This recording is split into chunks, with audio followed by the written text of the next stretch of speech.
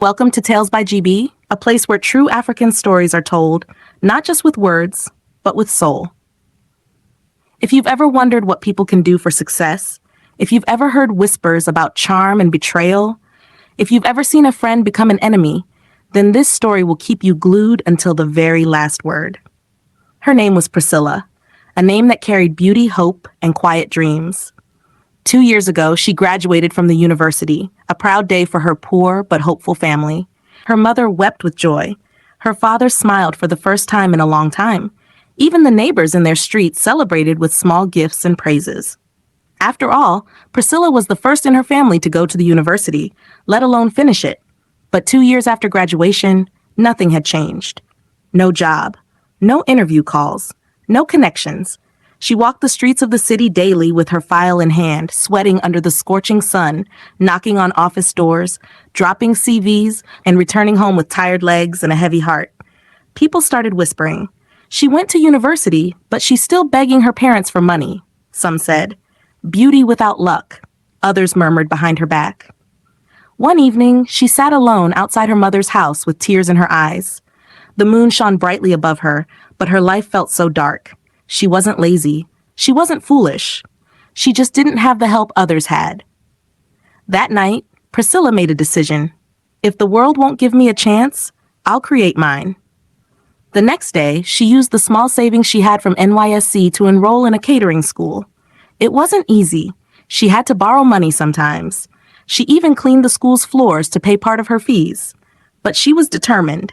6 months later, she graduated from catering school. She was proud. Her food was decent. Not perfect, but decent. With her certificate in one hand and her remaining savings in the other, she rented a small shop on a quiet street. She painted the walls, cleaned the tables, and opened her small restaurant. She named it Prissy's Pot. On the first day, she sold only 1 plate of rice. On the second day, she sold 2. By the end of the week, she barely made enough money to buy new ingredients. Her smile began to fade. Her shoulders dropped. Her faith wavered. Her neighbors? Their restaurants were always full. People would stop by their shops in cars, on bikes, and even on foot just to buy a plate of food. Laughter and music came from those restaurants. Priscilla's shop? Empty. Silent. Cold. Customers would taste her food and never return. People said it lacked flavor, that it wasn't sweet enough, that her rice was dry, her stew too watery. She cried in her room every night, not because she wasn't trying, but because despite all her efforts, her business was sinking, and so was her dream. One morning, while she was sweeping her shop, her childhood friend Ruth came to visit. Ruth had been her friend since they were 10. They used to play with dolls, share corn at school, and dream about their future together. But Ruth's life had taken a different turn. She didn't go to university. She had started hustling early, doing business, some clean, some dirty. She was street smart and always wore expensive clothes and makeup. That day, Ruth looked at Priscilla with pity. "Prissy, you look stressed," she said. "I am," Priscilla replied, her voice shaking. "My food is not selling. I don't know what else to do." Ruth leaned closer and whispered something that changed everything. "What if I told you I can help you turn this business around?" Priscilla looked up. "How?" Ruth's eyes darted around. She lowered her voice. "There's something I do. Something many successful women around here do too. It's not ordinary, but it works." Priscilla frowned. "What do you mean?" "I'll take you somewhere. There's a man, a chief priest. He will give you something to add to your food, a small charm. Once you use it, people will start coming. Trust me." Priscilla shook her head at first. "I don't do things like that." But Ruth smiled. "Do you want to continue suffering? You think those women selling 10 pots of food daily are doing it by only salt and pepper?" That night, Priscilla didn't sleep. She kept hearing Ruth's voice in her head. The next morning before dawn, she followed Ruth to a hidden place deep inside a thick bush at the edge of the town. There, they met the chief priest. He was short, round-bellied, and covered in red cloth. His face was painted with white powder, and cowries hung around his neck. When he saw Priscilla, he laughed. "So you two want customers?" Priscilla kept quiet. He opened a small black calabash and brought out a dark powder. "This," he said, "will make them lick their fingers and beg for more." He looked at Priscilla sternly. "Add 2 spoons of this to your stew. But that is not all. You must mix it with live maggots. When the maggots cook, they will disappear inside the food. No one will know. They'll think it's fish. The more people eat, the more they'll return. Priscilla felt like vomiting. Maggots? But her fear of poverty was stronger than her fear of the charm. She took the powder. That same night, she opened her dirty dustbin and scooped maggots with a spoon into a nylon bag. Her hands shook as she added the maggots into her pot of stew. Then, she added the charm. She stirred and stirred until the maggots melted into the stew. The smell didn't change. The taste looked the same. The next morning, something strange happened. Her first customer took a bite and smiled wide. "Madam, your food is sweet, all this jollof rice. Now heaven give you recipe." More people came. A woman in a car stopped. A man on a bike parked. Students from the nearby school started lining up. Her shop was full. Her pots were empty by noon. That day, Priscilla made more money than she had ever made in 1 month. She couldn't believe it. Ruth called her that evening and laughed. "I told you. Welcome to the club." Days turned to weeks. Weeks turned to months. Priscilla became the queen of food in the area. People left other restaurants to come to hers. Her food was always sweeter, more flavorful, more irresistible. She started wearing better clothes. She changed her hairstyle. She began posting on Facebook about hard work and grace, even though she knew the truth. But there was a problem. The maggots at home had finished. And the powder? It only worked if mixed with fresh live maggots. So every 2 days, Priscilla would wear a scarf, hide her face, and go to the local dump site to gather maggots. She would bend near the waste pit, picking them with a stick, placing them into nylon, and rushing back before anyone could see her. But one day, someone saw her. It was a man from her area. He recognized her face, even with the scarf. He didn't speak. He didn't ask questions. He just stood and watched from behind a parked car, confused and disgusted. He didn't know what she was doing, but something didn't sit right. Meanwhile, the sickness had begun. People in the area were falling ill. At first, it was stomach pain, then frequent purging. Some were diagnosed with typhoid, others with serious infections. Hospitals in the area were recording more cases of food-related sicknesses, but no one could trace it back to Priscilla. After all, her food was the best. And then, everything changed. Ruth, the same Ruth who introduced her to the charm, returned. But this time she was angry. She wanted a share of the money Priscilla was making. "Give me my percentage. I deserve it." Priscilla refused. "Did you cook with me? Did you wake up at 4 a.m.? Did you hustle like me?" Ruth warned her. "If you don't give me my cut, I will expose everything." Priscilla laughed.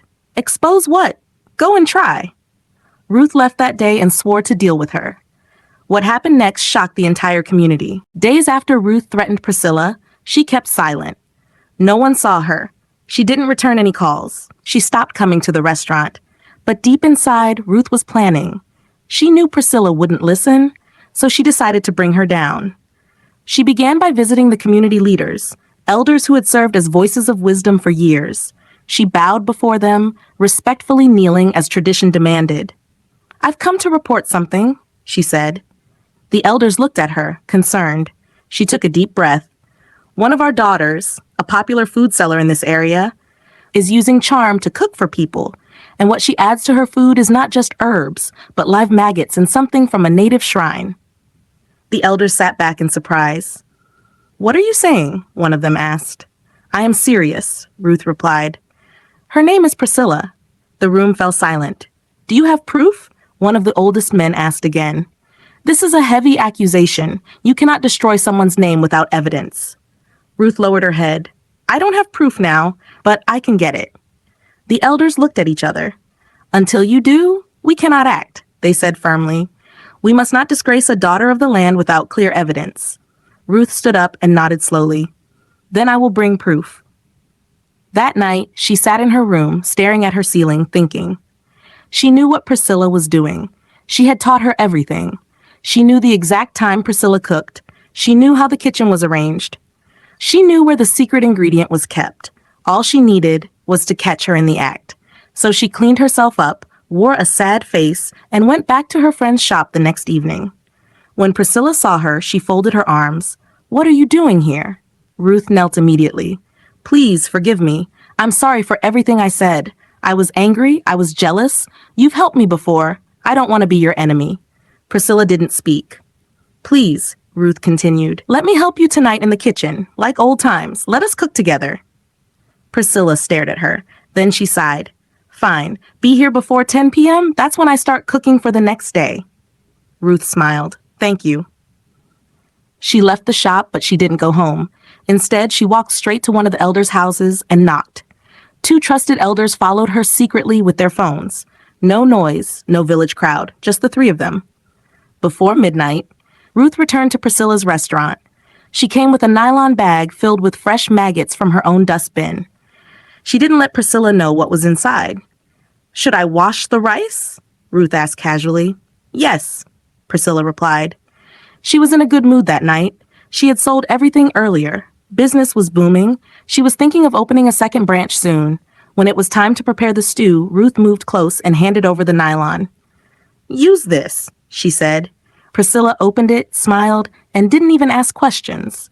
She poured the maggots into the stew, added 2 spoons of the black powder, and stirred it well. Outside the kitchen window, the elders were recording everything. One of them whispered to the other, "It is true." By the next morning, Ruth came early again and helped serve the customers. As always, the food tasted sweet. People were smiling as they ate. Children were licking their fingers. A pregnant woman said, "Madam, give me 1 more plate to take home." Priscilla was counting her money and smiling proudly when she heard a loud knock. The door burst open. Community elders entered from faces. Behind them, angry villagers gathered outside. "What is going on?" Priscilla asked, confused.